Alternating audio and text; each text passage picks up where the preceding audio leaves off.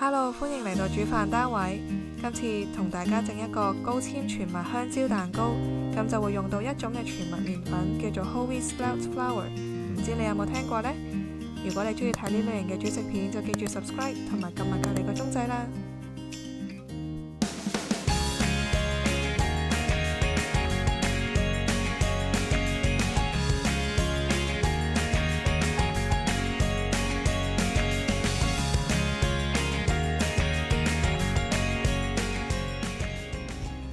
今次會用到嘅材料就有熟香蕉3隻、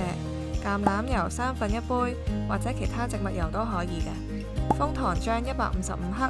雞蛋2隻，牛奶4/1杯，梳打粉1茶匙，雲呢拿香精1茶匙，同埋全麥麵粉220克。首先呢，就將焗爐預熱到165度，然後呢，就準備一個碗，將啲香蕉用叉壓成蓉。咁就唔需要壓到話非常幼細嘅，咁就食嘅時候呢，都可以食到有香蕉嘅口感。然後呢，就將佢放埋一邊先，跟住呢，就準備另一隻碗，加入橄欖油同埋楓糖漿落去，首先撈一撈勻先，然後再落其他嘅材料，咁就有香蕉蓉、牛奶、梳打粉、雲呢拿香精、鹽同埋雞蛋，將佢哋徹底咁樣去攪勻。楓糖漿係一隻天然嘅糖分，咁就比起精製白糖健康一啲，做出嚟嘅蛋糕呢都可以好 moist， 甜味呢都可以非常之夾。大家呢可以試下用呢個楓糖漿嚟代替白糖。跟住呢就要落麵粉啦，撈麵粉入去嘅時候呢，記住要輕手咁樣撈，咁將啲麵粉呢慢慢融入嗰個香蕉糊入面，直接見唔到啲麵粉呢，咁就 OK 噶啦。跟住呢，就可以拎個焗盤出嚟啦，咁就喺個表面上面噴一層油，然後將個香蕉糊倒落去，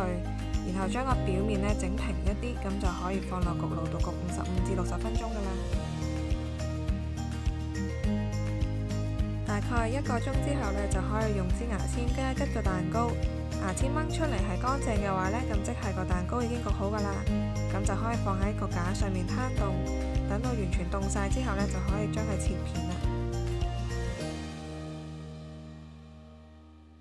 呢一個用全麥麵粉做出嚟嘅香蕉蛋糕真係非常之好食，又健康啲，口感呢亦都同普通嘅香蕉蛋糕差唔多，大家可以試下用嚟代替白麵粉。